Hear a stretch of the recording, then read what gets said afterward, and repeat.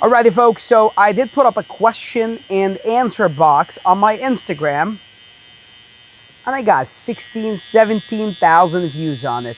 I took a screenshot for you to believe me, man. Yeah, I'm famous. Alright, so let's answer some questions. Obviously, I said ask me life or real estate questions, right? So I'm going to go all the way back to the beginning. Oh my God, so many questions. Alright, question one. How would you start wholesaling if you were just starting out year one? What would you be doing and scaling? Honestly, if it's my year one and I don't know much, I'd be focused on sweat equity work. I'll try to get as many deals done without any money spent. Means I'll focus on cold calling myself, and I'd be focusing on doing deals myself. I wouldn't get fancy and try to scale so much when I don't even have the experience, because to get fancy, that means you're gonna delegate, that means you're gonna hire people. But if you don't know how to do things better than everybody, you cannot delegate, because how could you delegate what you don't know? So, answer is, get damn good year one, put in all your sweat equity, then get better, scale up later, folks. So that's my answer. That's question number one. All right, let's see.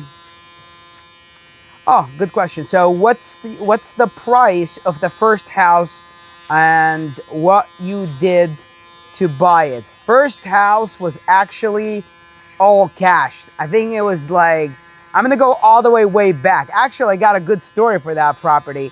It was bought in 2017, 16-ish, where I found part of the money. Then the entire house was like $62,000 or $64,000.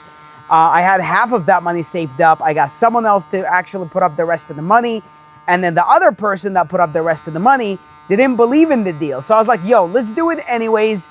I'm going to put up half. So basically, if we lose, we only take the loss from my half. So if we do it and then we had to sell it, for example, for like $40,000, take the entire loss from my money. You lose nothing. You got nothing to lose. Let's do the deal. We did the deal. We ended up profiting a few months later about $30,000 each one of us. So that turned out to be a good deal. That was actually my first, right? That's my first deal. I got another question. It says, how to find a winning piece of estate. Basically, how do you find a winning piece of property, like land or apartment that you value, that the value of it will go up? Well, obviously, you gotta pick good location, right? And then you gotta buy it for less than what the similar properties in the same neighborhood are selling for. Assuming I found a good location, let's say if I'm in South of Florida, let's say I found a property in Eastern Shores, great neighborhood. If every house is selling for $2 million, I'm gonna try to buy mine between $1 million and $1.4 million, but where it doesn't need a lot of work. I'll buy that property, maybe live in it for a couple of years, let the appreciation come in, and then get all the tax benefits, then fix it as I'm in it, then sell it 2 years later and make my money. Or a year later, if you want that, or even less if you're a quick flipper, you're just gonna end up being highly taxed. And I just had a whole vent session with these two gentlemen about how to pay as little to non-tax possible legally, right? So that was my third question. And let me see what else is there. Oh, somebody's asking me, why are you a loser? Now here is my answer to that. I looked at your Instagram, brother. His name is Gaith. Gaith. Even your name starts with gay. Gaith. That's your name. So let me just say this, bro. If you consider me a loser, what did you leave for you? If I am a loser, a gentleman that takes care of his family, makes millions a year, pays his taxes, improves his environment, and famous nationally and internationally, and I'm known for good damn reasons, what does that make you? I'll let you answer that one. Gotta peep that one, right? Then somebody asks me, why are you like this? Like what? A savage? Because that is the only way to fucking live, man. That is the only way to be, man. That is the only way to be. the way I am. Why are you like this? Shit, took 10 years to make this, mofo. Anyways, that's a damn good question. Somebody's asking, I have $650,000. How can I make it $1 million in 1 year? What can I do? Dude, this is so damn easy. I mean, I'm assuming you're asking in real estate. Just buy a damn deal, right? Buy a property. Let's say for $1 million, right? For $1 million, let's say it's worth about 2 million to 2.3. Buy it with leverage, put 30 to 40% down, not more, actually 30% down or less. Then keep about 200 to 300 in budget to fix it. Assuming you're buying a damn good asset, fix it and get out of it. So easy, very easy. That's what I would do. I mean, shit, I want tough questions, folks. All right, let's see. Another question. When are you getting married? I want to go to your wedding. Well, one thing we know for sure, I'm not getting married, so you can come to my damn wedding. I need better reasons than that. I'm just kidding, you're invited anyways. But question is, I just gotta find a good woman, man. I have a lot of requirements. I want to find a woman from my culture, Muslim, knows my life, knows how to live the way I live, and has good principles, was raised as a good woman by a great woman, you know, similar values, and she's gotta be banging, dog, banging. And she's gotta be off social media, and she's not gonna have any body count, I'll tell you that much. She's gonna be a good fucking woman.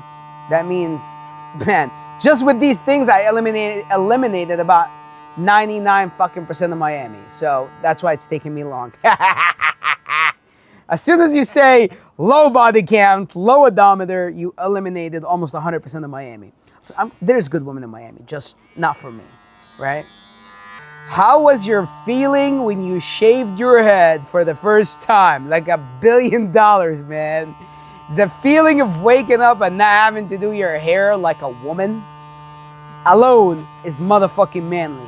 Imagine you're a man and you have to wake up in the morning like, oh, let me fix my hair before I go work and make some fucking money like a man.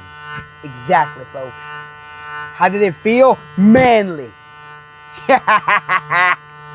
Listen, man, this study says the second you shave your head to bald, dude, your testosterone level goes up by 37%.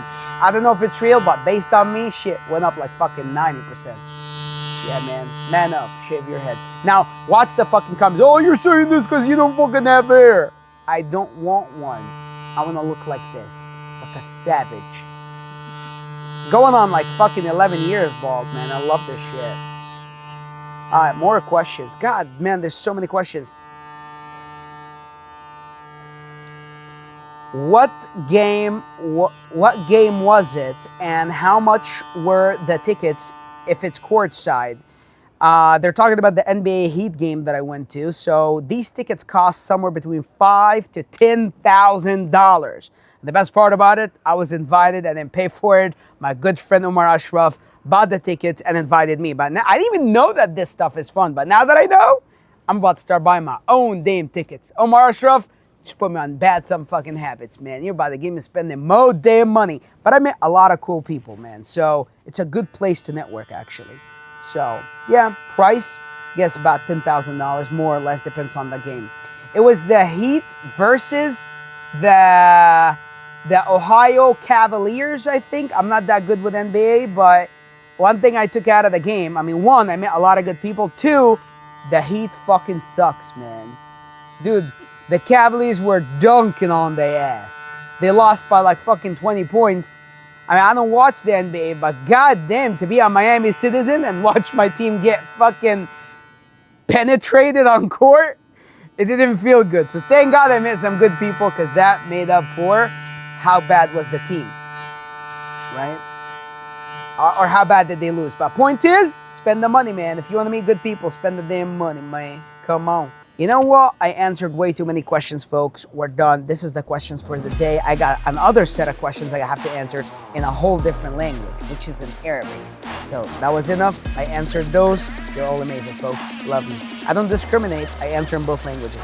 Let's go.